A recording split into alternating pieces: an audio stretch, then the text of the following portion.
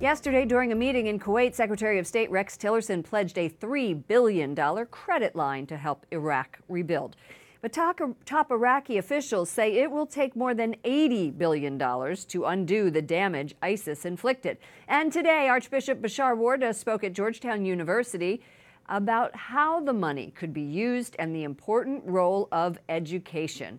He founded the Catholic University of Erbil, a nonprofit school offering degrees in the arts and sciences. Late last year, it held its first open house. Joining me now is the man who has lived through the devastation, created the school, Archbishop Bashar Warda, head of the Chaldean Archdiocese of Erbil. Welcome back to the program. Thank you, Doreen. Tell me what you think about this credit line that is being offered. Is $3 billion of a credit line enough, or is it true that you need so much more than that? Yes, the devastation and the destruction, and if I speak of the Christian villages, it goes from 20% to 80% in certain villages. Just to tell you, for example, in Christian villages, more than 14,000 houses were destroyed. A budget of $260 million is needed. Not to speak about the infrastructure which is need to be rebuilt. So it's not enough. Definitely, it's not enough. And your area is in the Nineveh Plain and to the north, and it looks like a lot of this money is going to go into Mosul. Make the case for why more money needs to go farther north. First of all, being affected by Daesh attack, ISIS attack, have led the displacement of so many of all of the people who were living in the area of Nineveh Plain. Second, being a minority, vulnerable, the government, I think, the government have said it several times in their meetings with our brothers, the bishops of the area. They said, we have no money for you, and for the area we have to rely on international help to give us the needed funds, which means that we would be at the margins of all of these projects. And that's why we are calling back again to our brothers and sisters in the churches, please help us again.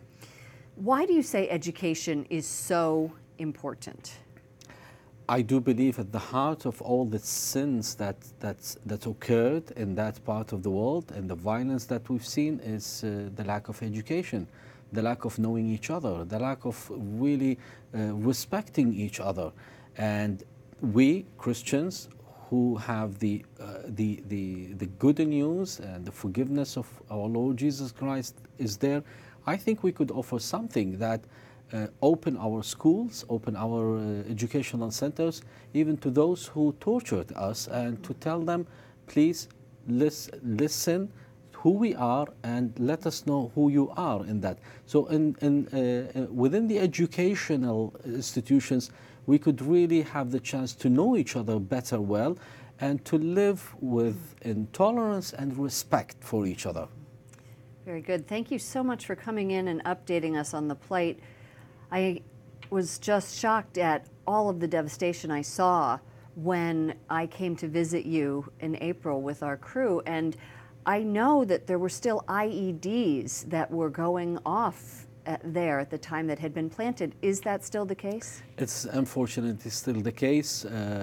From one side, we thank God that the churches have worked really hard to welcome 5,000 families back, but those families, they find that these areas have been neglected. There is no real work to rebuild the infrastructure. It's not secure yet, and that's why some of them are heading back again to Erbil, to, for example, Ashti camp, which still exists in Erbil, and we were hoping, refugee camp. A refugee camp. We were hoping that to close this camp. But until now, Father Emmanuel, the head of the man responsible in that camp, said, well, still we need some help to welcome people back again.